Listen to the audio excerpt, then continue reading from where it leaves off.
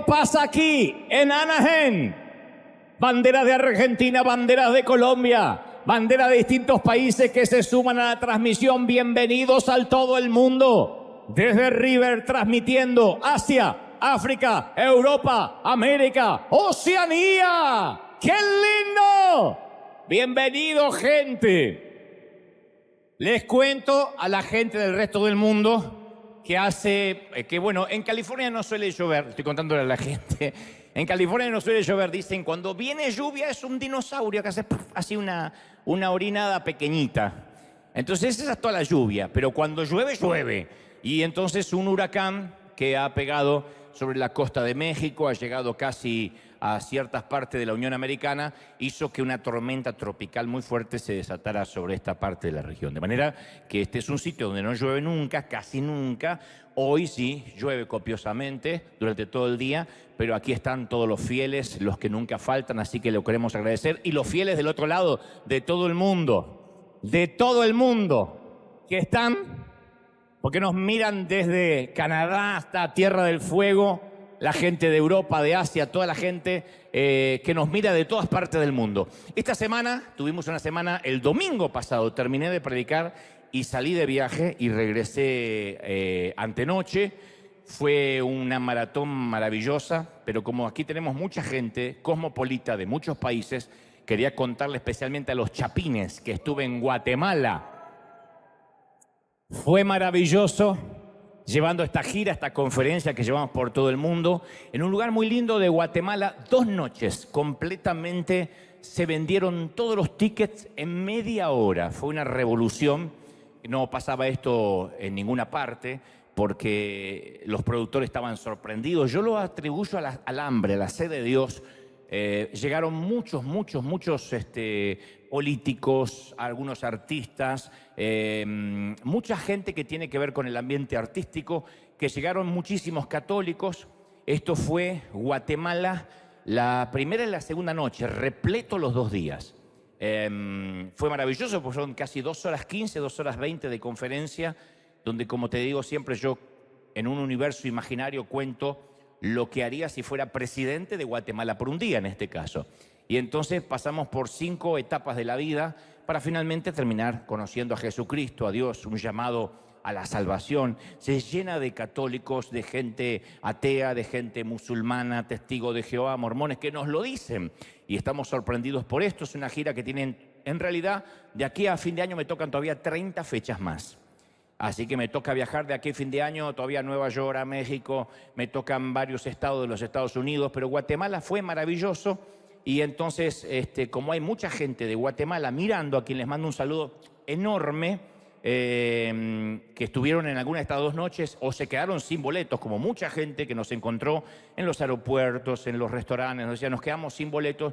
Entonces, algunos de ellos contaron cómo fue la experiencia. Esto es Presidente en Guatemala, mirá. Buenas noches, Guatemala.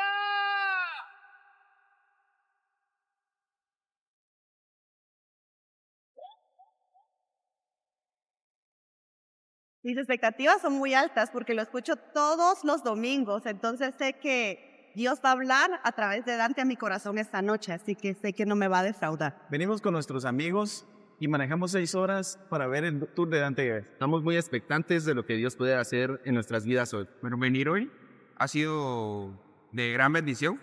Dante Gebel siempre ha hablado mi vida de manera positiva, nos ha dado mensajes muy contundentes que nos han cambiado la vida y hoy consideramos que también va a ser de la misma forma, ¿verdad? Que nos va a hablar y nos va a impactar de manera positiva.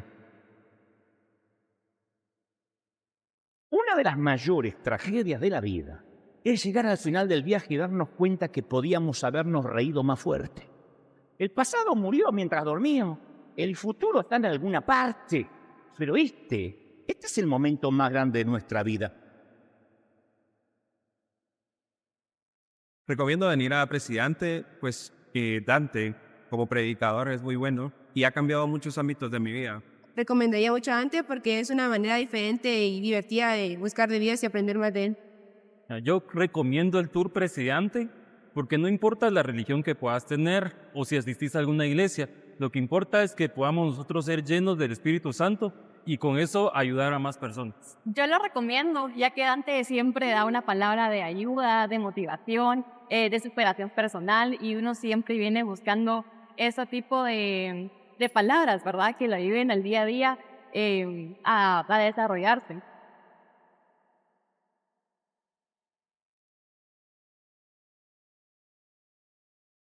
Y ese aplauso no decaiga, que los mejores días están para venir a Guatemala. 2 noches maravillosas en la querida Guatemala. Y tengo que correr. Yo te cuento lo que dice la gente, que obviamente les preguntamos cómo la pasan y todo eso, digo, es para contarle a nuestra gente de River. Y de ahí hicimos el martes en Guatemala en la noche, el miércoles en Guatemala y el jueves a la mañana nos fuimos a El Salvador.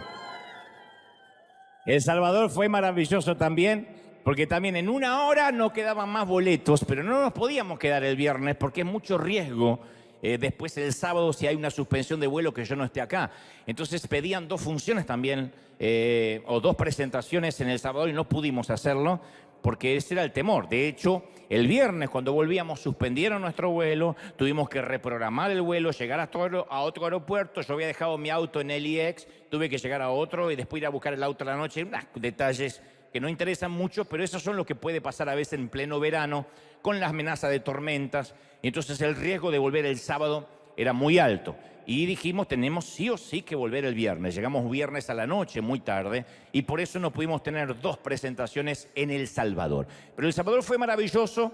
Estaba toda la familia presidencial. Estaba, bueno, Nayib se disculpó, puesto que él estaba reunido con americanos que llegaron ese día, una gran delegación, pero sí estaba su hermano, su cuñada, sus primos, estaban todos ubicados en la primera fila.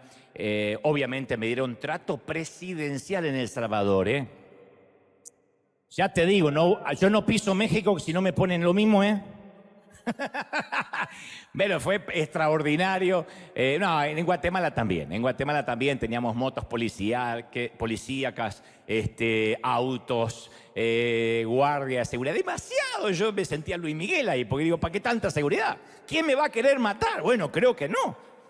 No creo que los pastores me manden a matar. Entonces yo digo, andamos con auto blindado, pero fue bueno porque si no, no hacíamos a tiempo por el enorme tránsito y El Salvador no nos dejó ni un minuto.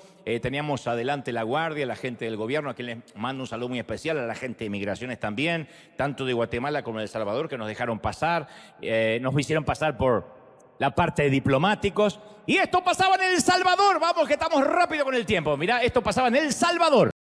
A todos. Gracias a todos los salvadoreños queridos, a los guatemaltecos, a los chapines y a los salvadoreños. Un saludo enorme.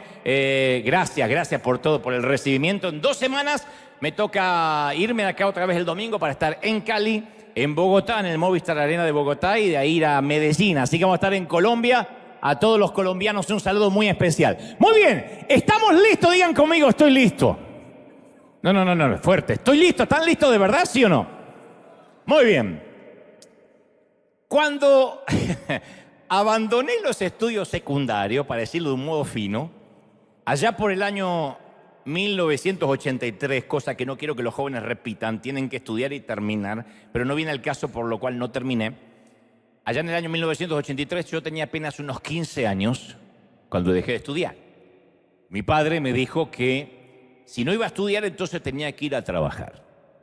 Dijo, no quiero vagos en mi casa, si usted no va a estudiar, quiero que aporte para la comida, aunque sea, y para el techo.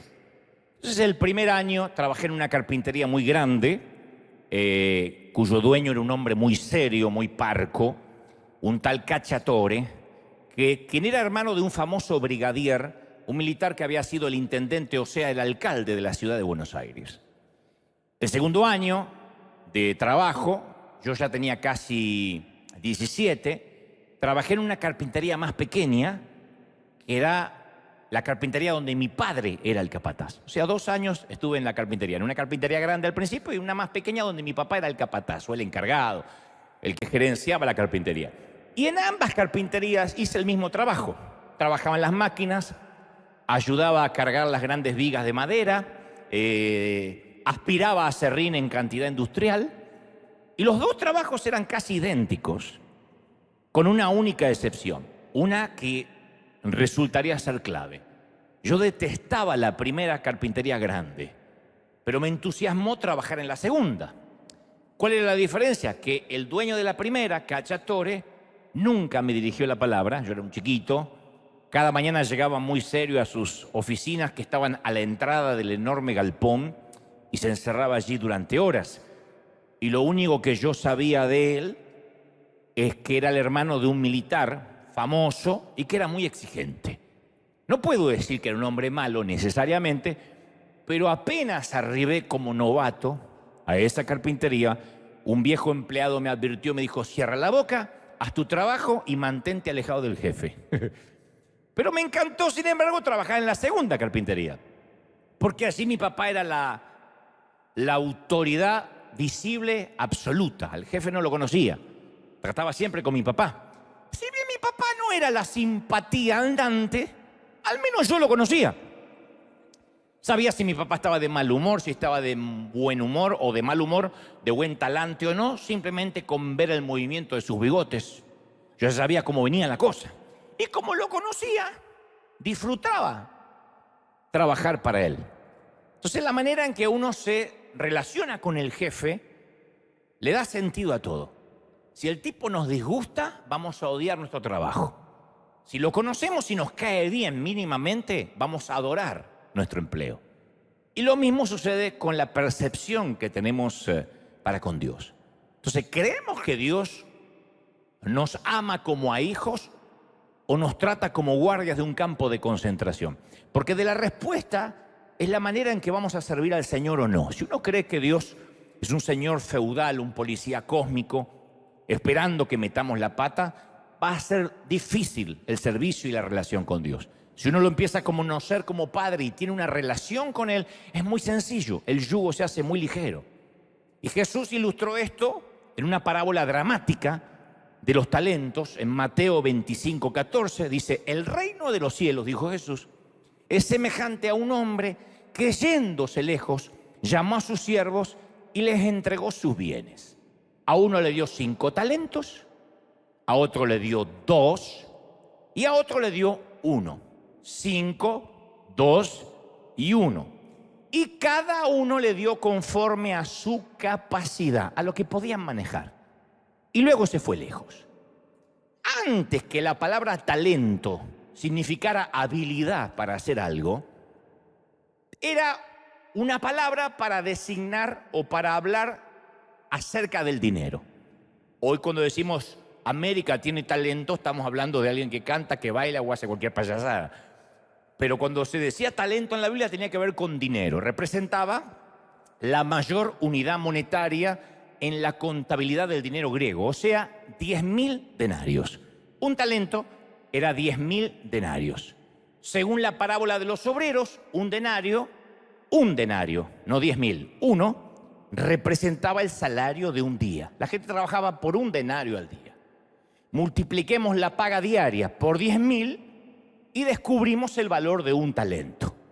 Vamos a contemporizarlo más para ubicarnos en tiempo y espacio. Supongamos que ganas $2.000 al mes, o sea, 24.000 al año. 2.000 al mes, 24.000 al año, y trabajas, Dios mediante, los 270 días hábiles que tiene el año. Algunos trabajan menos porque son más devotos de la vagancia, pero la mayoría trabaja los 270 días hábiles. Entonces, por consecuencia, estarías ganando unos $88 por día. Para muchos en América Latina esto es una barbaridad, mucho dinero. Para otros es muy poco, pero es un promedio, $88 al día. O sea que en tu caso, si ganas $88 al día, tu talento estaría valorado en 10.000 veces esos $88 diarios. ¿Me explico, sí o no?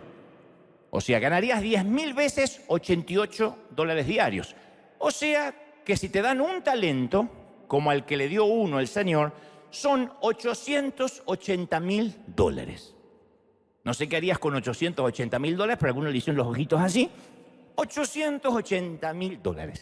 De manera que, en nuestra historia, sobre la base promedio de que ganaban unos $88 diarios al día de hoy, el que recibió 5 talentos se hizo de la suma de 4.800.000 $400.000 en un ratito. $4.400.000 o 5 talentos. El que recibió 2 talentos recibió $1.776.000. Y el que recibió 1, como dije, $880.000. Pero seguimos poniendo esto en perspectiva. Si ganaras $88 al día, estás obteniendo, como te dije, $24.000 al año. Y si ganaras $24.000 al año durante 40 años, porque nunca te aumentan o porque siempre ganas lo mismo, aún así, los ingresos de toda tu vida en 4 décadas serían $960.000. En 4 décadas ganarías $960.000, casi $1.000.000. Solo 80.000 menos que un talento. En otras palabras, a estos 3 tipos se les dio el ingreso de toda una vida, el ingreso de más de 40 años de trabajo en un solo día. Porque si yo hablo que Dios dio 2 talentos, diciendo, debe ser que a uno le dio 2 centavos, al otro $5. No. Se les dio la fortuna de toda una vida, solo al que menos recibió se le dio la paga de 40 años. Eso es mucho dinero. Y ese es el punto clave de esta parábola. Los talentos y los dones que Dios nos da tienen un alto valor de mercado en el cielo. Entonces Dios no nos confió un talento de $2, ni, como digo siempre, el descuento de Ross en los martes para jubilados. Somos una inversión multimillonaria, ¿sí o no? No es algo así que, bueno, te voy a dar un talentito, no. Somos una inversión multimillonaria. Entonces, como vemos, Dios no escatima sus dones, sino que los prodiga en abundancia. Y tampoco los entrega al azar. Bueno, a este le tocó 1, a este le tocó 2. No. Dice con mucho cuidado en Mateo 25:15, y les dio cada uno conforme a su capacidad, conforme a lo que podían manejar. Entonces, en primera instancia, yo aprendo de que nadie tiene los dones que nosotros tenemos. Los dones tuyos no los tiene más nadie. Nadie. No, Dios no nos da asignaciones de otros, están hechas a nuestra medida. Y en la parábola, los 2 primeros siervos honraron la confianza de su amo. El Señor continúa relatando y dice, el que había recibido 5 talentos, que era el que más cobró, fue y negoció con ellos. Ganó otros 5 talentos más, se hizo más multimillonario. Asimismo, el que recibió 2, también ganó otros 2, lo multiplicó. El siervo a que le dieron 5 talentos no lo dejó para más adelante, sino que fue y negoció con ellos, dice la Escritura. Se asesoró sobre inversiones, se suscribió al canal de negocios, buscó una pista confiable, se metió en el negocio quizá de los bienes raíces, se hizo de algunas propiedades, compró algunas hectáreas de campo, compró algún equipo de fútbol argentino que siempre sale campeón y eso trae mucho rédito. Luego le hablaron de una franquicia que necesitaba un buen capital y se asoció con ellos como capitalista inversor, pupusas de Israel. Sopesó sus opciones, procesó las cifras, tomó aire y se zambulló en el riesgo. Invirtió el dinero. El segundo siervo también demostró que tenía planes. La verdad que es cierto, tenía 2 talentos, no 5 como el primero. Pero los puso a trabajar, a funcionar. Y como el primer siervo, negoció e invirtió. Pero corrió riesgos.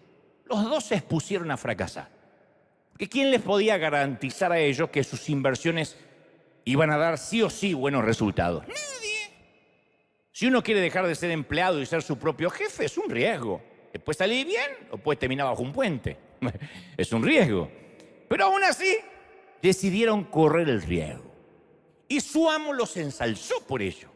Cuando regresó de su viaje, aplaudió la actitud del tipo de los 5 talentos. Le dijo, buen siervo y fiel, sobre poco has sido fiel, sobre mucho te pondré, buen siervo y fiel. No le dijo bueno y deslumbrante, ni bueno y famoso, ni siquiera bueno y trabajador. Le dijo solo fiel, bueno y fiel. Una vez que se dirigió al siervo de los 5 talentos, se volvió a aquel que le había entregado 2 talentos. Si había dispensado elogios al gerente de los casi $5 millones, ¿qué va a decirle al que también recibió casi $2 millones? La misma palabra, exactamente la misma palabra, según Jesús.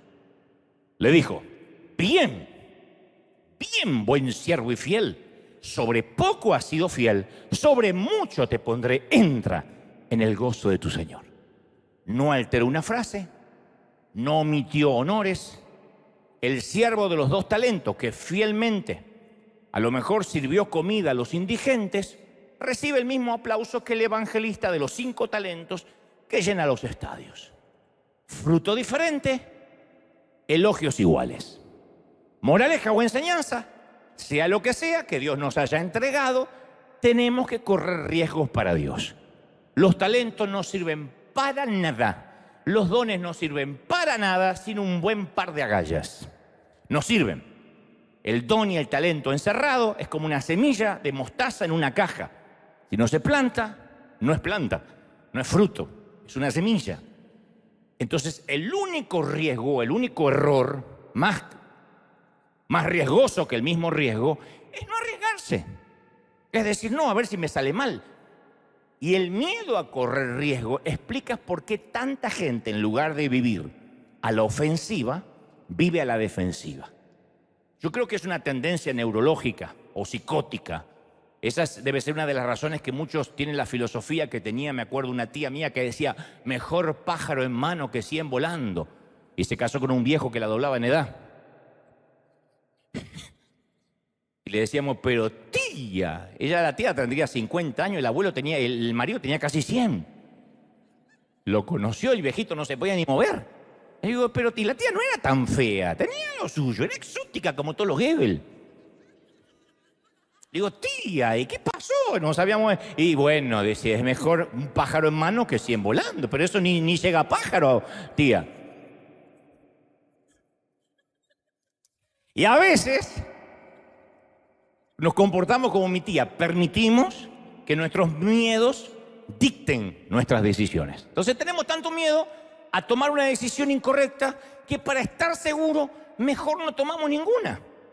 Hace poco yo leí una estadística que muchos de nuestros jóvenes no se están casando no porque no se hayan enamorado, porque tienen miedo a casarse. Y después cuando se casan tienen miedo a ser padres. Y dicen, no, es que todavía no estoy listo para ser padre, tengo 42 y no sabes, lo querés matar. No estás listo para ser humano, para vivir no estás listo. Uno no aprende a ser padre para después ser padre.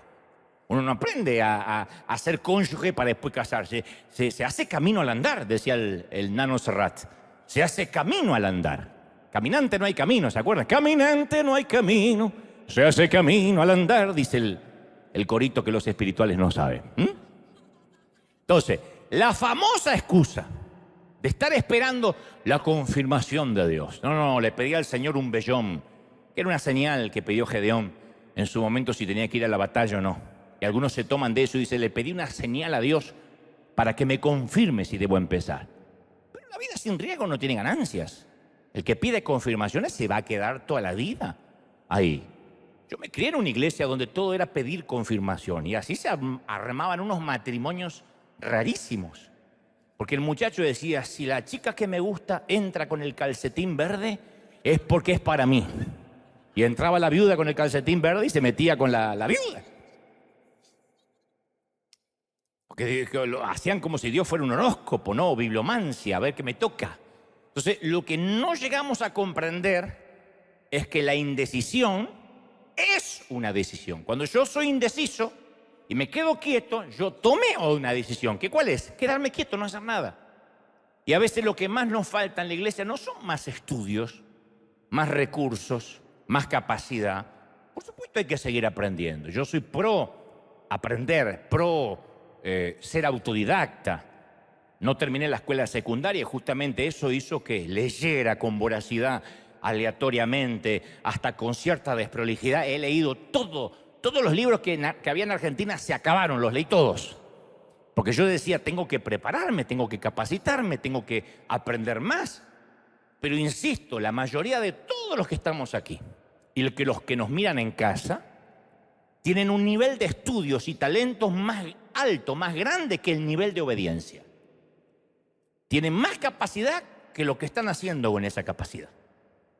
¿Y sabés lo que nos está haciendo falta? Un buen par de agallas.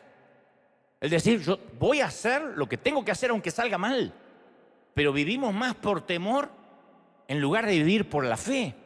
Y esa falta de fe, por consecuencia, termina siendo falta de valentía. Hay una epidemia de pocos hombres, y no estoy hablando de identidad sexual. Hay una epidemia de falta de hombría. Hay una epidemia de hombres amanerados en el sentido de ver la vida, de esperar que si las cosas se den y necesito tener un ahorro y si Dios no me confirma y si no bajan 3 ángeles y la pobre novia o mujer dice, Señor, o te lo llevas o te lo mando una de estas noches, lo ahogo con la almohada. La voluntad de Dios no es un seguro de vida. La voluntad de Dios siempre fue y es y será un plan de riesgo. En el siglo I la iglesia no era un lugar seguro. Por eso la Biblia dice, desde los días de Juan el Bautista el reino de los cielos sufre violencia y los violentos los arrebatan. Entonces formar parte del reino de Dios es algo que no tiene ni remotamente nada de cobardía. El reino de Dios no es pasividad. La fidelidad no se trata de conservar nuestro puesto de defensa y soportar el ataque. La fidelidad consiste en tomar por asalto las puertas del infierno. Alguien tiene que decir amén, ¿sí o no?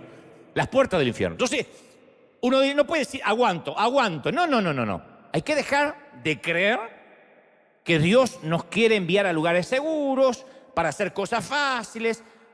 Porque hay otra famosa frase que hemos acuñado los evangélicos, que es una falacia, que es: Dios no te va a pedir algo que no puedas hacer o que no quieras hacer. ¿De verdad? ¿Cuándo vemos a Moisés diciendo, oh, me encanta? ¿Qué? ¿Ir contra el faraón? Sí, mi sueño de chiquito. ¿Cuándo? ¿Cuándo, Gedeón? Sí, ir con solo 300 a enfrentar miles. Me va a encantar esa guerra. ¡Por Esparta! No, eso no era, eso es película, eso es Hollywood.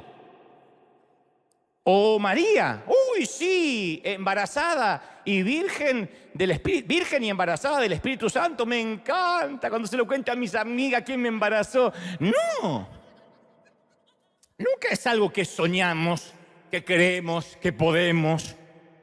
Dios siempre nos va a enviar a lugares peligrosos para hacer cosas que son imposibles si en la ecuación no está Dios. Yo estoy muy consciente que mucha gente piensa que yo hago o conduzco programas de televisión solo porque me pagan para hacerlo, que por cierto me pagan para hacerlo, pero no es por eso.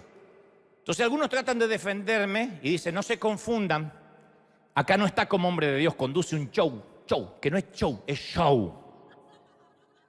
¿Sí por qué dicen show? Conduce un show porque es su trabajo secular.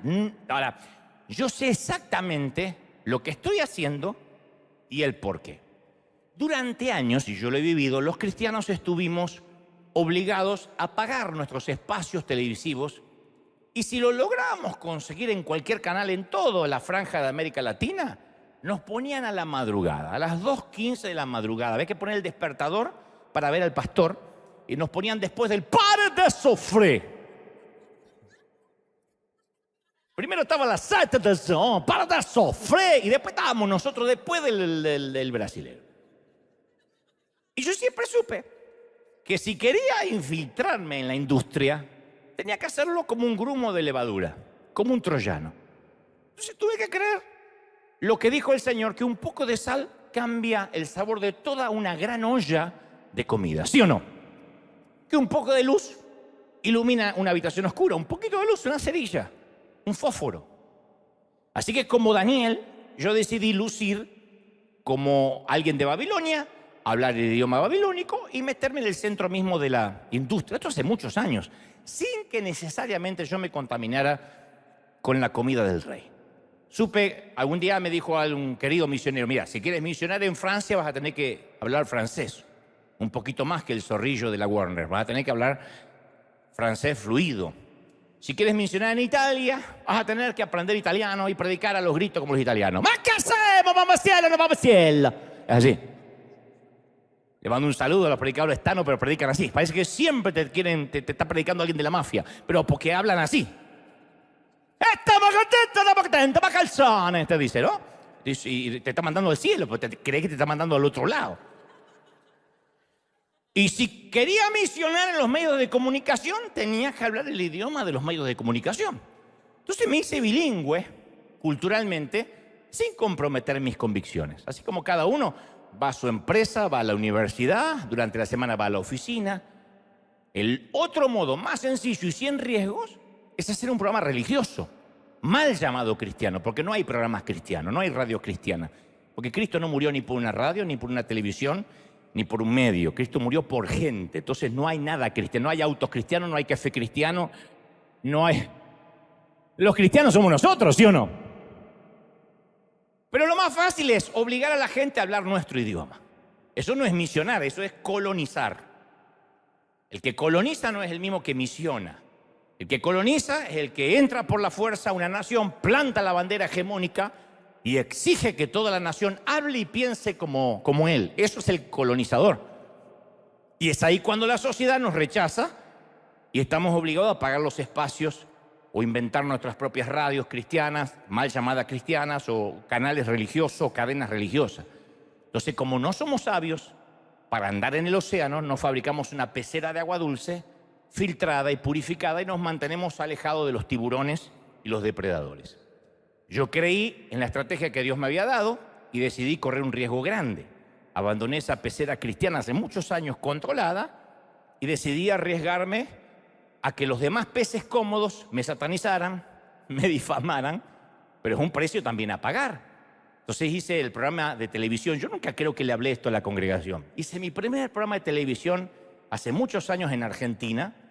Le presenté el proyecto a un canal del Estado y desde aquel 1997 que me ayudó a entrar al canal José Luis Rodríguez, que siempre nos mira, estoy hablando del Puma, que cuando me llamó me dijo, te habla el Puma. Y yo le dije, acá te habla el León de Judá, porque yo no le creía.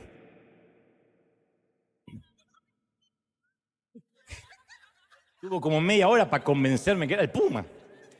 Y él habló con el presidente de la República de Argentina de aquel entonces, don Carlos Menem, para que yo pudiera tener un espacio en la televisión, en prime time.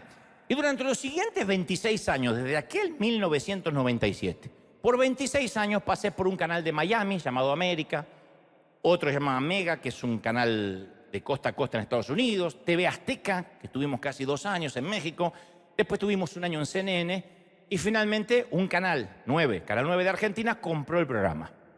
Y hace unas semanas mi socio le ofreció las 2 temporadas del programa a una de las cadenas de streaming más importantes que tiene 600.000 suscriptores que son hispanos, que van a escuchar las reflexiones todos los días. Y si no terminamos este año, vamos a terminar a fin de año, hay un montón de cadenas que quieren comprar el espacio. Me pagan para eso, es verdad, pero yo puedo entrevistar, puedo hablar de lo que quiero, puedo hacer una reflexión final. Y a cada invitado, que es lo que muchos no saben, yo pude hablarle del Señor, me he hecho amigo de la mayoría, muchos de ellos asistieron a las conferencias de la gira, otros vinieron acá, River estuvieron ahí llorando durante los servicios. He ganado contactos, relaciones con gente que en la vida hubiese entrado a una congregación, artistas, deportistas, personas a las que nunca se le habían acercado para hablar de Cristo. Esa es la parte maravillosa, esa es la cosecha. Pero tuve que pasar por el colador, el tamiz, de gente que me decía, no te vemos con la Biblia en el programa. Quería que yo lleve la Biblia porque cuando llevan la Biblia piensan que es un talismán. Es la gente que la usa de desodorante en lugar de vivirla. No mencionaste a Cristo. Otros me decían, no hablaste de arrepentimiento. Otros, ¿por qué te fuiste de enlace? Y también te confieso que durante los primeros años, muchas veces, estando entrevistando a algún famoso, yo tenía por dentro una pregunta y decía, ¿qué estoy haciendo acá? Si yo soy predicador. Y te voy a hablar con franqueza.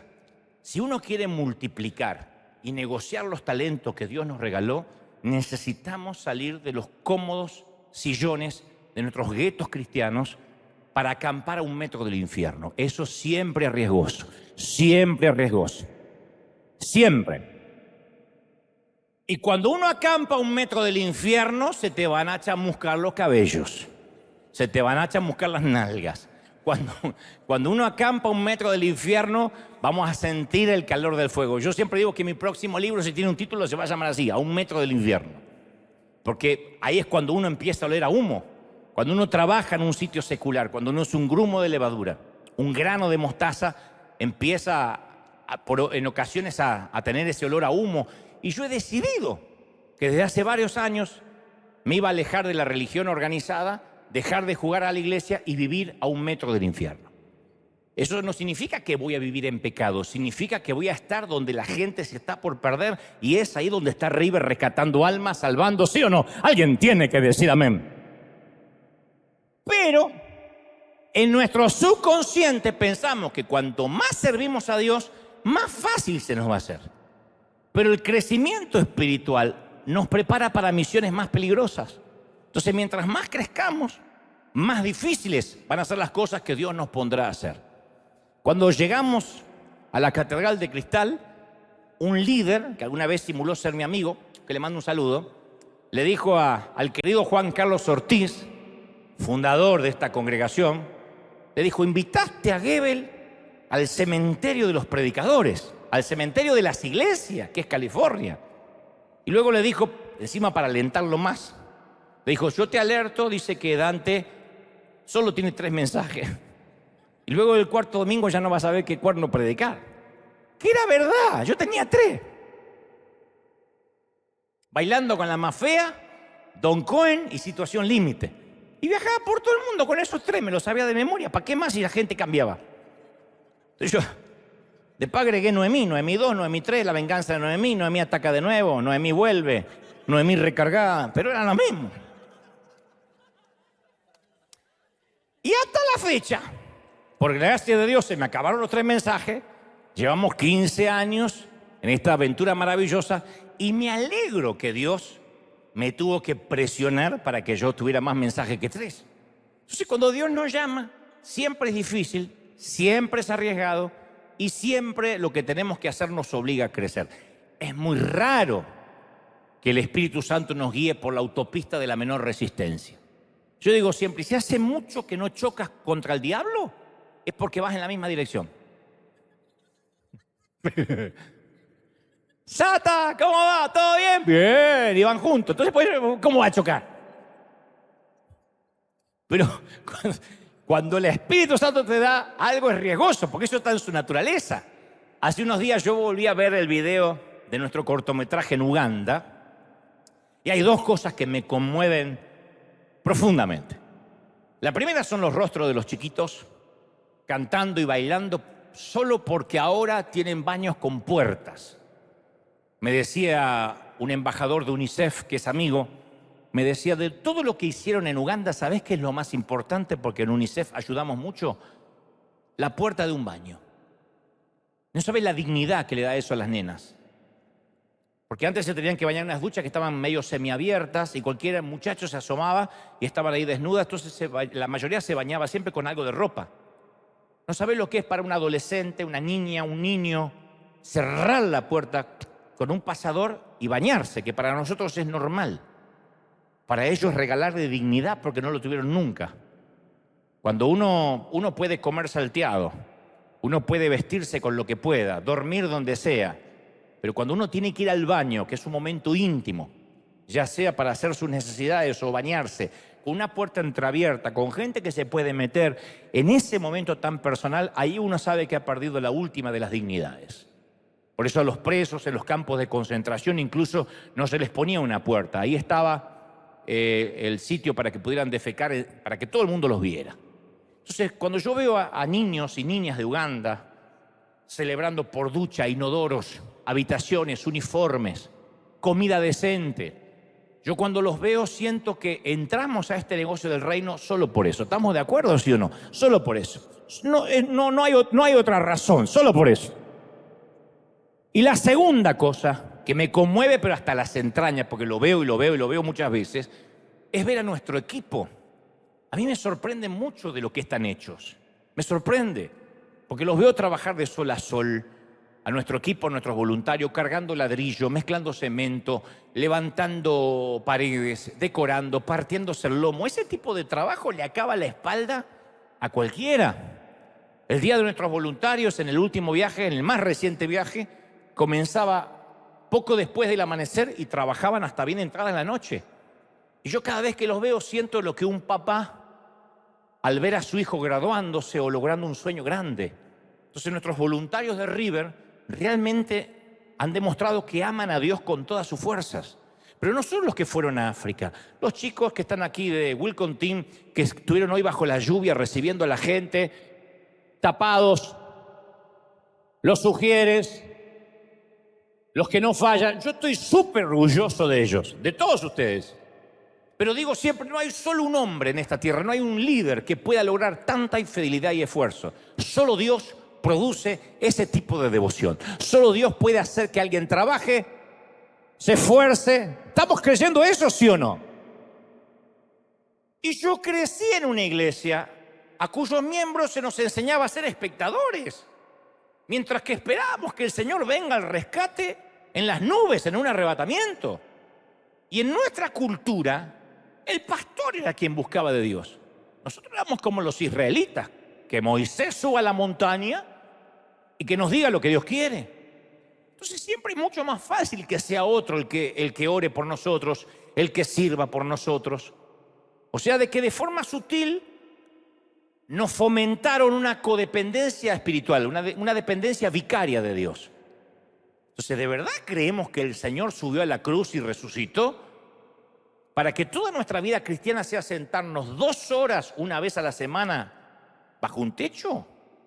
¿De verdad nuestra vida cristiana es sentarnos 2 horas una vez a la semana? ¿Para eso el Señor subió a la cruz? Ese es el barómetro de la vida espiritual. Yo no falto nunca a la iglesia, que no está mal, está muy bien, pero eso no es todo. Cuando salimos del servicio, la presencia de Dios sigue estando con nosotros. Nosotros llevamos esta presencia de Dios donde quiera que Él nos lleve. No se termina acá. Pero a veces venimos a la iglesia y pensamos que ya cumplimos nuestro deber cristiano. Y esa condición de espectadores toma muchas formas, que a veces son nobles, parecen nobles. Por ejemplo, hay gente que cree, yo creo, y hay mucha gente que cree que sembrar para las misiones es la inversión más grande que podemos hacer. Lo creemos sí o no. Ahora, podemos hacerlo por motivos egoístas, con motivaciones incorrectas. A veces puede que escribamos un cheque para calmar la conciencia. O sea, damos para que sea otro el que vaya. Pero si Dios te está llamando a ir, no a África, a donde sea tu vecino, y todo lo que haces es dar o congregarte, entonces también estás desobedeciendo. No podemos decir, Señor, heme aquí, envíalo a Él. Somos nosotros. Yo ayer leía que el 31 de octubre de 1517, un fraile agustino llamado Martín Lutero decidió correr un riesgo altísimo. Tuvo las agallas de desafiar al status quo al atacar la venta de indulgencias cuando la iglesia oficial de ese entonces vendía los pases, las indulgencias, una suerte de fast pass, pero para irte al purgatorio y zafar del infierno.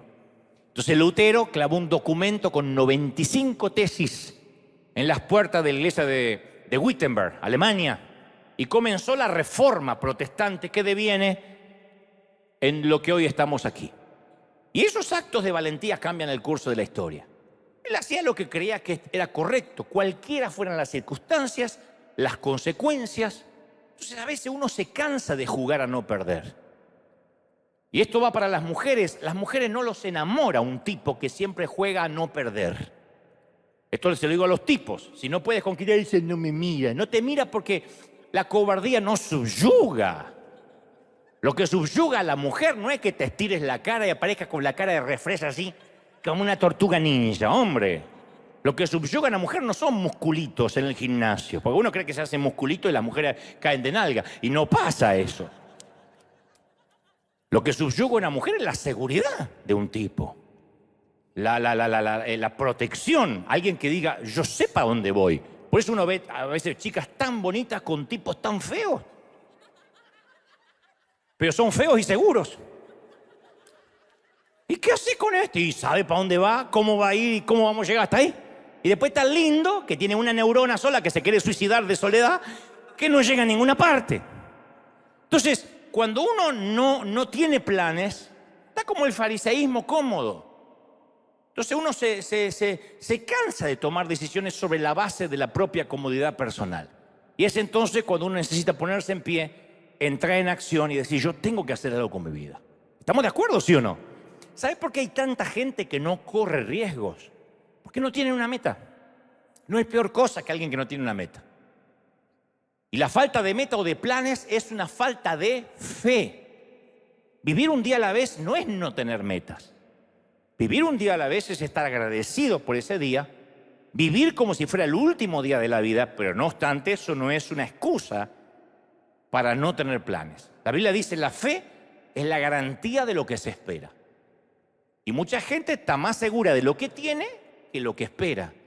Y muchos otros no logran lo que quieren porque no saben lo que quieren. No hay peor cosa que alguien que no sabe lo que quiere. La Biblia dice, donde no hay visión, el pueblo se extravía. Donde no hay visión, el pueblo no sabe dónde va. Y el verbo extraviarse se traduce en la idea de una fruta que le pasó la mejor temporada, que ya no está madurando, se está pudriendo. Entonces, cuando alguien no tiene metas, se empieza a volver pútrido. Por la duda deberías oler al que está al lado, a ver, puedes oler a tu marido y decir, puedes morir, o a tu esposa y decir, con razón tanto olor. Porque cuando no está madurando, se está pudriendo. Ahora, cuando Dios pone una visión en nosotros, es un conservante natural. Mejor que el maquillaje, mejor que un arreglo estético. Porque no solo nos mantiene jóvenes la visión, sino que nos mantiene corriendo riesgos. Entonces necesitamos una visión para la familia, una visión para nuestra profesión, necesitamos una visión para nuestra vida. Y jamás el que no logra ninguna meta, nunca dice yo no alcanzo nada, no puedo lograr ninguna meta, generalmente es porque nunca tuvo metas. Porque la meta que no se logra es la que nunca se tuvo. Entonces yo no estoy hablando de metas fabricadas por la mente humana. Estoy hablando de metas de fe que son inspiradas por Dios bajo un contexto de la oración. Entonces hablo de metas que le dan la gloria a Dios. ¿Estamos de acuerdo, sí o no? Entonces necesitamos riesgos en fe porque son las únicas cosas que nos hacen caer de rodillas y nos mantienen en absoluta dependencia. Cuando es un riesgo grande, uno tiene que orar. Cuando la vida es cómoda, ¿para qué vas a orar? Y orar, porque no tengo dinero para pagar cuentas, no es buscar a Dios. Eso es buscar al genio de la lámpara. Orar, porque me quiero casar y me estoy muriendo solterón, eso no es buscar a Dios.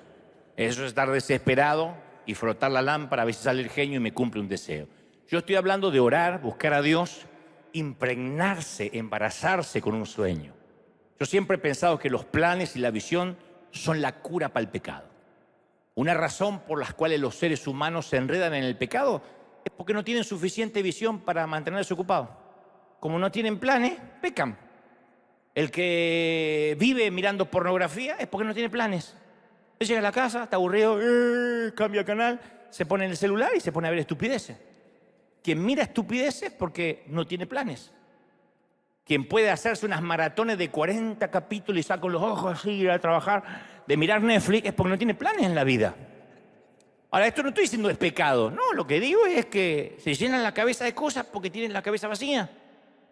Pasa con los miembros de las congregaciones ociosas. Terminan siendo un caldo de cultivo para el chisme porque nadie está ocupado.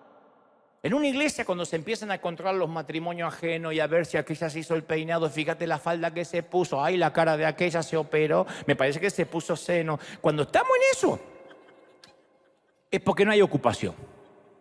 Y ocuparse no es vender pupusas después del servicio. Ocuparse no es hacer una reunión de adoración más, eso no es ocuparse, eso no es mantenerse ocupado. Hablo de riesgos reales. No hablo de meter más actividades en la iglesia, hablo dentro de las paredes, hablo de riesgos reales. Entonces, mientras más visión tengamos, menos vamos a pecar. Mientras menos visión tengamos, más vamos a pecar, igual que un hijo adolescente. A tu adolescente déjalo que se quede encerrado 12 horas con el celular, con el iPod, con la tablet, con la televisión, y vas a crear un parásito, un tipo o una tipa que lo único que va a hacer es estar todo el día, todo el día, la vida así. Haciendo TikTok, comunicándose con los amigos y no va a ser fructífero, no va a hacer nada. Porque al no tener visión, se desenfrena, no tiene, y el que no tiene dirección, cualquier camino le queda bien. Entonces, las visiones de Dios son las que nos mantienen orando. Si no, no vamos a orar. Las visiones son las que nos hacen doblar de rodillas. Yo no conozco una visión ni una meta mayor que la que dio el Señor. Vayan por todo el mundo, porque algunos dicen, yo no tengo una visión, ya te doy una. Vayan por todo el mundo y anuncien el evangelio a toda criatura. No hay una visión más grande que esa, ¿sí o no? Alguien tiene que celebrar por esa gran visión, ¿sí o no? Por todo el mundo. Eso es algo más grande que cualquier sueño. Entonces necesitamos gente que tenga temor, más miedo a perder buenas oportunidades que miedo a cometer errores. Errores vamos a cometer, ¿cómo que no? Yo estoy en todos lados en internet diciendo, mirá lo que dijo, mirá esta herejía, mirá, pero ¿por qué yo no cierro la jeta desde que tengo 19 años? El que no habla nunca, ¿cómo se va a equivocar? Yo me equivoco y mucho. Y este miedo a equivocarse fue el error del tercer siervo de la parábola al que se le confió un talento. Que de ese tercer siervo aprendemos una importante lección. Dice, y llegando también el que había recibido un talento, le dijo, Señor, te conocía que eres un hombre duro, que ciegas donde no sembraste y recoges donde no esparciste. Tuve miedo y escondí el talento bajo tierra. Entonces, comparemos la reacción del tercer siervo con los dos primeros. Los dos primeros fueron y negociaron. El temeroso fue y escondió. Los dos primeros invirtieron. El miedoso enterró. Los dos primeros se subieron a una rama. El tercero se abrazó al tronco. Este último cometió el error más trágico entre los que hayan recibido dones: no beneficiar con su talento al Señor que le dio ese don. Todo el mundo tenemos talento, todos, ¿eh? Acá no hay ninguno que no tenga talento. Todos tenemos un talento. Ahora, ¿cuánto invierte en sus talentos para la ganancia del Señor? La gran pregunta es, ¿por qué Dios nos empacó como nos empacó? ¿Cómo explicas tú tu sexto sentido para los números? Hay gente que para los números es así. Yo soy malísimo para los números, pero hay gente que para la contaduría es genial, para la matemática. Parece un japonés, un chino, porque son buenos los orientales para eso. Debes tener algún abuelo chino, quién sabe a dónde anduvo tu abuela, pero eso viene de alguna parte. ¿Nunca te preguntaste por qué tienes esa habilidad? Otros tienen facilidad para aprender idioma, pero no el Spanglish, ¿eh? Aparca la troca, te llamo para atrás. No, hay gente que habla idioma. El otro día conocí a alguien que habla 5 idiomas a la perfección. Yo no puedo hablar ni uno y medio. Yo hablo el castellano, creo que bastante bien, el español de Cervantes, y después hablo como Kimo Sabi, el que acompañaba al Señor Solitario. Cama, yo querer, esta noche dormir.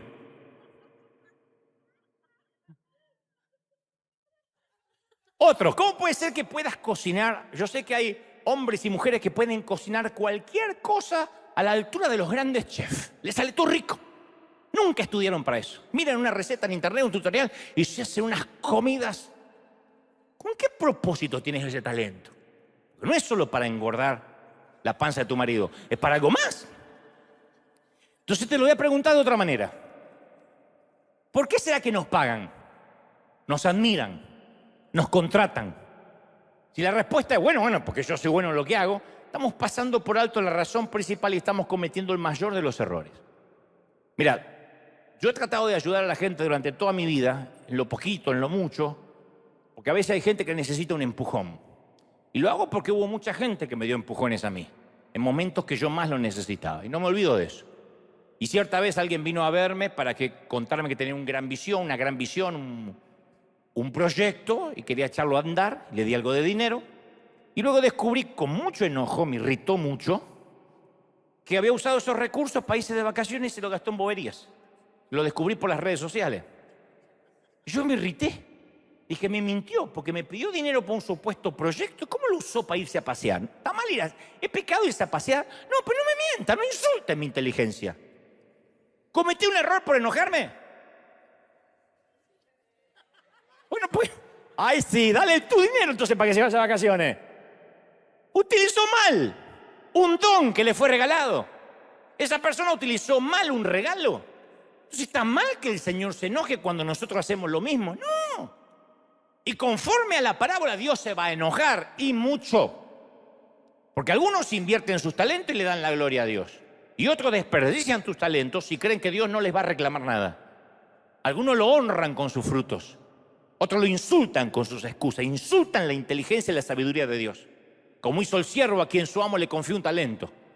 Le dice, te conoció que tú eras un hombre duro, que ciegas donde no sembraste y recoges donde no esparciste, le dijo. Y ahora, presta atención a la respuesta del amo, porque no es un tema menor. Es un pequeño detalle de semántica que no podemos dejar escapar. El amo repitió todo lo que le dijo su siervo, palabra por palabra, con una única excepción. Le dijo: siervo malo y negligente, sabías que ciego donde no sembré y que recojo donde no esparcí. Por tanto, debías haber dado mi dinero a los banqueros y al venir yo hubiera recibido lo mío con intereses. O sea, reconoció la parte: sabías que ciego donde no sembré y recojo donde no esparcí, pero nunca reconoció, es cierto, soy un hombre duro. Esa parte no se la reconoció. Lo que el amo no repitió es esa descripción que él no estaba dispuesto a aceptar. Porque al llamar a su amo hombre duro, hizo un juicio cruel. Utilizó la misma palabra que Cristo empleó para describir a los tercos, arrogantes fariseos. El escritor de los Hebreos usa el término ese para decirle a sus lectores: no endurezcan su corazón. O sea que etimológicamente el siervo de un solo talento lo llamó a su jefe arrogante, terco y duro.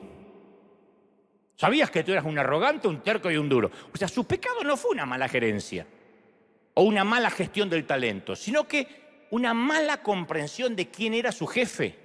¿Cómo va a ser un amo duro? Un tipo que les da una fortuna millonaria a siervos que no lo merecen. ¿Eso es un amo duro? Un jefe duro bendice de esa manera, te da lo que te podrías ganar toda una vida en un solo día.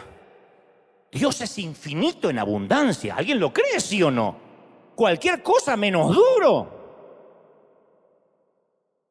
Esto es como a veces pasa cuando un empleado cuyo jefe, a pesar de su ineptitud, le pagó de manera generosa, porque a mí me ha pasado un montón de veces, de pagarle de manera generosa a alguien que le tuvo una paciencia de monje tibetano, le maté el hambre durante años y después sale hablando mal.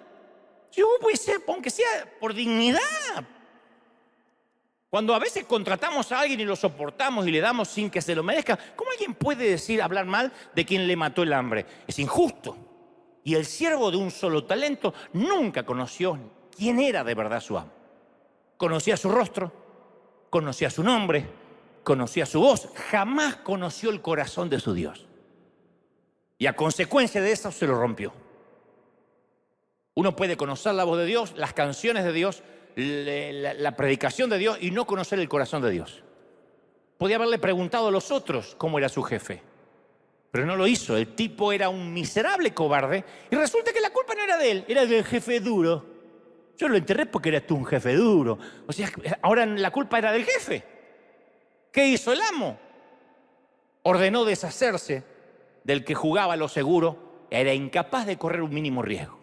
Y no suaviza el veredicto. Siervo inútil, echadle a las tinieblas de afuera. No dijo: y bueno, por lo menos no perdiste el talento. Tenés uno y me das uno. No. Entonces hay un montón de gente que viene a la iglesia, conocen su nombre, sus costumbres, incluso frecuentan la presencia de Dios. Pero nunca conocieron el carácter de su Dios. Y en consecuencia no usan sus talentos para Dios. ¿Quién es ese siervo inútil? Cualquiera de nosotros. Si alguna vez usamos nuestros talentos para otra cosa que no sea la gloria de Dios, o si creemos que Dios es un Dios duro, que está pendiente de que cometamos un pecado para enviarnos al infierno, de ese modo vivimos una vida de talentos enterrados. ¿Cuánta gente hay capacitada que no hace cosas por miedo a no contaminarse con los mundanos? Por miedo a, no, si me junto con gente no cristiana me van a contaminar a mí. Lo que te decía hoy del programa de televisión. A mí no me contaminó ninguno. Y yo he entrevistado a drogadictos, a prostitutas, he entrevistado a borrachos, a gente lujuriosa, gente que practica todo tipo de pareja swinger. Los he tenido delante mío y nunca me han contagiado. Porque mayor es el que está con nosotros que el que está en el mundo. ¿Lo creemos, sí o no? Entonces a veces escondemos nuestros dones multimillonarios en una lata de café, metemos la lata en un estante de la cocina y no reportamos ninguna ganancia a Dios. Nosotros podemos usar el talento para comprarnos una casita, un lindo auto, levantar un imperio, pero nunca estaremos construyendo el reino de Dios. Como me sucedió a mí con la primera carpintería del señor Cacciatore. Podemos estar trabajando pero sin tener el corazón ahí. Con un corazón frío, apático, linfático, abúlico, indolente. Y algunos por temor a cometer un error no hacen nada. Y otros por temor a tomar una decisión equivocada en pro del reino no toman ninguna. Y algunos pierden la oportunidad. Y solo ofrecen lo que ofreció el siervo, excusas. Y van a escuchar siervo, malo y negligente. Y algunos tenemos que aprender de alguna vez por todas lo que yo dije desde que comenzó la pandemia de parte del Señor. ¿Cómo te ama el Señor? Creo que eso es lo más duro para que muchos entendamos. ¿Cómo nos ama el Señor? Somos tan duros con nosotros. Hay gente que deja de congregarse y dice, no, es que yo metí la pata. En otra palabra está diciendo, Dios es un Señor duro. Que si yo voy a la iglesia estando en pecado me va a liquidar. O sea, no me congrego por culpa de que Él es duro, no que yo necesito misericordia. Es durísimo ver a un Dios legalista. Por eso yo insisto con ver a Jesús con ojos nuevos. Solo el que es papá o mamá va a entender a Dios más que aquel que solo es hijo. Porque a mí me costaba mucho ver quién era Dios, porque yo a Dios lo veía como a mi papá, esperando si se le movía el bigote para ver si estaba feliz o triste. Pero cuando fui padre, todo cambió. Cuando fui papá, me di cuenta de que, ¿qué no hacemos? ¿Qué no haría por tu hijo? ¿Qué no haríamos por nuestro hijo? ¿Lo echaríamos de casa porque choca el auto? ¿Echaríamos a nuestra niña de casa porque derrama soda sobre la mesa? Viene embarazada, hija, ¿la tiras a la calle porque ha deshonrado tu apellido? Obviamente, no vas a apoyar su conducta, no la vas a aprobar, pero no la vas a dejar ir. Vas a decir, bueno, ahora a mirar para adelante, mi hija, hay que salir adelante. ¿Qué no harías por un hijo? Y algunos dicen, estás haciendo apología de pecados. No, estoy haciendo apología de lo que es el amor de un padre. Él no es un hombre duro, es un amor incondicional. ¿Sí o no? Mira lo que dice el Salmo 3 y después me dice si Dios es duro o no. Misericordioso y clemente Jehová, lento para la ira, grande en misericordia. No contendrá para siempre, no guardará enojo. ¿Cuántos de nosotros guardamos rencor? El Señor no. No solo, no ha hecho con nosotros conforme a nuestras rebeliones, a nuestras canalladas, ni nos pagó conforme a nuestras metidas de pata. Porque como la altura de los cielos sobre la tierra, sí aumentó su misericordia, dijo David, sobre los que le temen. Así como está lejos el oriente del occidente, así hizo alejar de nosotros nuestras rebeliones. Como el Padre se compadece de los hijos, se compadece Jehová de los que le temen. Esas palabras de verdad muestran a un Dios arrogante, duro, terco, legalista. Entonces Él nos colmó con dones, con talentos. ¿Qué es lo único que tenemos que hacer? Asumir un riesgo. Él no nos va a dejar fracasar, no te va a dejar fracasar. Algunas cosas van a salir mal. A mí me siguen saliendo cosas mal. Pero yo no cambiaría nada en esta vida por haber estado cambiando esta vida riesgosa por un sillón reclinable y un televisor grande. River es una iglesia para los que se atreven a acampar a 1 metro del infierno, aunque huelan a humo. Si estás buscando una iglesia cómoda, River se está transformando, como dijo hoy la querida profeta, en una iglesia que acampa a 1 metro del infierno. Es un sitio para los veteranos sobrevivientes de las guerras de la vida.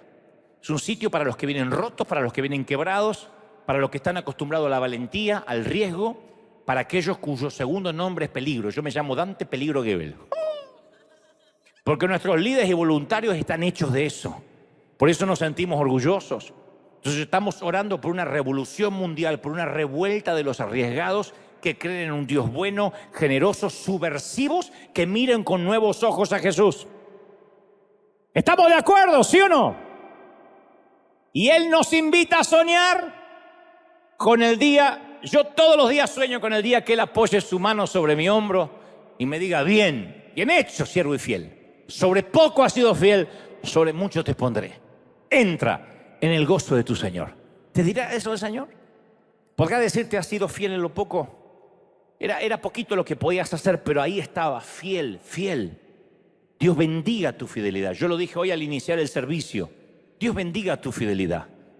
Yo no estoy haciendo una apología que cuando haya una tormenta tropical salgas a la calle o en medio de huracanes Pero, caramba, Dios bendice la fidelidad del que dice, si me mojo, me mojo. ¿Qué se pierde? Si viene la falla de San Andrés y me traga el auto, sigo caminando, pero yo voy al servicio, yo me congrego, yo recibo. Dios bendiga tu fidelidad. Vamos, escuadrón, dale un aplauso al Señor de señores. ¡Aleluya! Cuando te pongas de pie, dale un aplauso grande para que se una la gente de todo el mundo. Celebremos que el Rey está en la casa. Escuadrón de emergencia. ¡Wow! ¿Tú lo crees? No, ¿de verdad que lo crees? Hay algo nuevo que viene sobre River.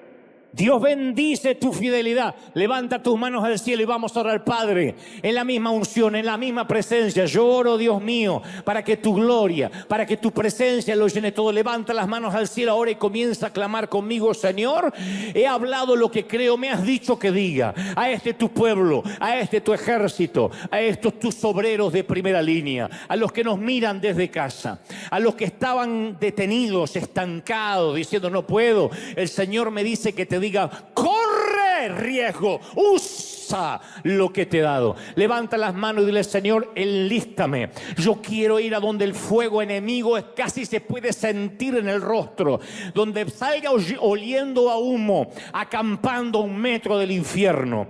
Y eso va a traer un costo, iglesia. Eso va a traer difamación, congregación. Eso va a traer crítica, porque los que no hacen nada, porque los que nunca invierten, porque los que nunca se arriesgan, van a criticar a los que están en la vanguardia. Iglesia, levanta las manos y clama al Señor.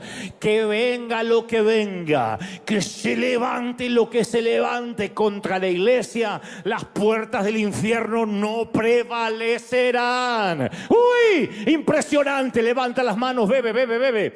Más. Yo estoy orando ahora por los que están en casa. Reciban ahora una unción de agallas nuevas, de valentía. Esas agallas que nos hagan llegar lejos, que nos hagan acampar donde las granadas enemigas explotan alrededor. Y el Señor me dice, vienen tiempos donde yo voy a usar mis valientes, tiempos de transición, tiempos de cambio en la manera de predicar, en los paradigmas. Si la pandemia no logró enseñarle nada a muchos, entonces seguirán las tormentas y seguirán los avatares y se levantarán guerras y rumores de guerra y plagas y pestilencias, como dice el Apocalipsis, hasta tanto la iglesia sepa que son una fuerza subterránea lleno de fuego, de poder, de riesgo, donde cuesta todo servirle. Levanta las manos y dile, yo soy parte de eso. ¡Uy! Más.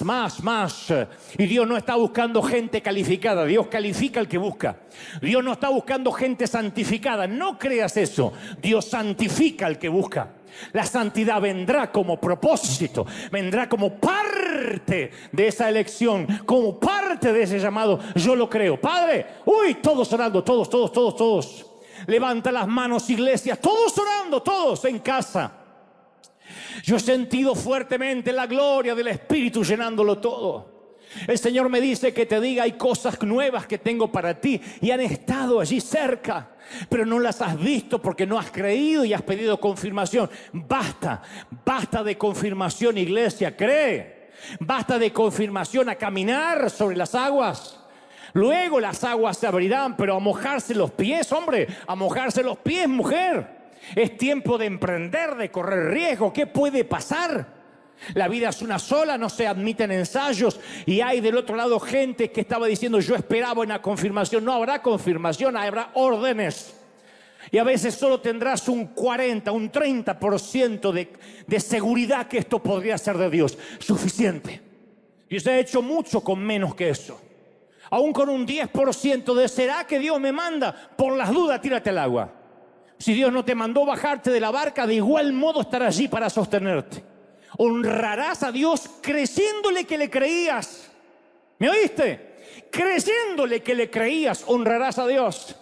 Uy, Señor, yo pensé que me mandaste. Honra más a Dios a eso que el que está en la barca pidiendo 4ª, 5ª, 6ª confirmación antes de poner un pie cobarde sobre el agua. Crece. Vamos, madura haciendo cosas para mí, dice el Señor. Arriésgate. Arriésgate que en las mesas, en las cenas, en los almuerzos de otras familias hablen mal de ti. Arriésgate que en internet digan cosas espantosas. ¿Qué importa si trabajamos para el público de uno, si trabajamos para los ojos de Dios? Y al final del día Dios dice: yo soy el que te dirá buen siervo fiel o siervo negligente. Yo soy el que te dirá bien hecho o te diré siervo inútil. No hay pastores que respondan por nosotros, no hay gente, no hay comadre, no hay padre, no hay cuñado, no hay esposo, no hay hijos que respondan ese día frente al tribunal. Estaremos solo el jefe y nosotros. Y yo sé que el Señor me dirá: siervo fiel, has sido fiel en lo que yo te mandé. Te has quedado ahí hasta que yo te cambié la asignación. No te muevas, como dije durante la pandemia, no te muevas hasta que no venga una nueva orden. Haz lo último que te dijo que tenías que hacer. Hay mucha gente del otro lado diciendo: pero Dios no me habla hace 10 años. Y bueno, yo te pregunto, ¿qué te ordenó hace 10 años? Bueno, entonces no te muevas de lo que te ordenó. No te tiene que andar reconfirmando todos los años.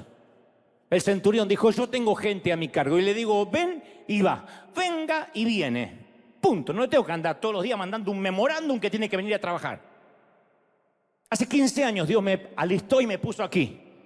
Nunca más me dijo: recuerda que el domingo tienes que regresar a River, Dante, recuerda que tienes que seguir, recuerda que son 52 domingos al mes. Hace 15 años me dijo: este es el sitio. Hasta que me cambie la orden, aquí estaré. No es tan difícil obedecer a Dios.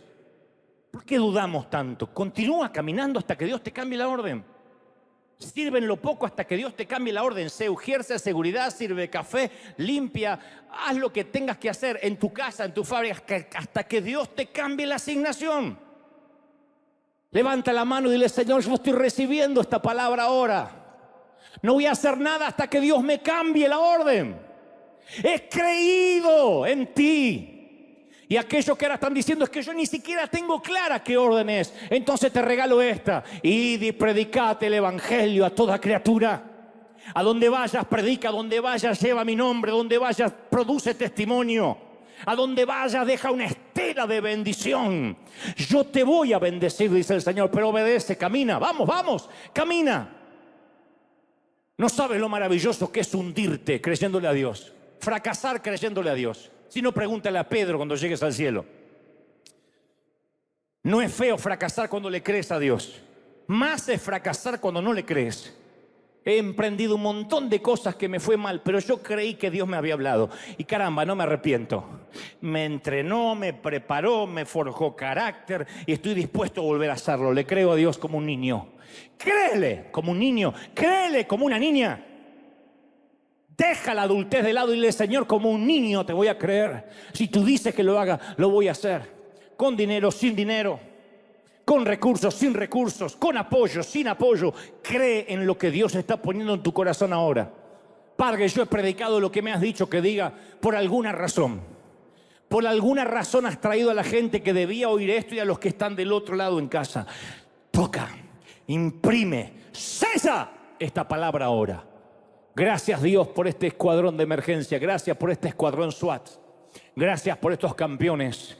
Gracias, Dios, por estos voluntarios que no merezco liderar, porque trabajan mucho más que yo. Gracias por estos líderes, los pastores que has puesto a mi lado, porque hasta son más fieles que lo que yo podría hacer, Señor. Me has rodeado de un Dream Team, de un equipo de sueños y me has puesto al timón de una nave insignia maravillosa. ¿Cómo no bendecirte? ¿Cómo no agradecerte por esos millones que miran por streaming? ¿Cómo no agradecerte por los oídos que me has prestado los últimos 30 años? Señor, gracias por tanta fidelidad. Permítenos estar a la altura de tamaña fidelidad. Lo creemos, lo declaramos, lo confesamos. En tu nombre decimos amén, amén y amén. Gloria a Jesús. ¡Uy! Dale un aplauso al Rey. ¿Cuántos creen que Dios habló?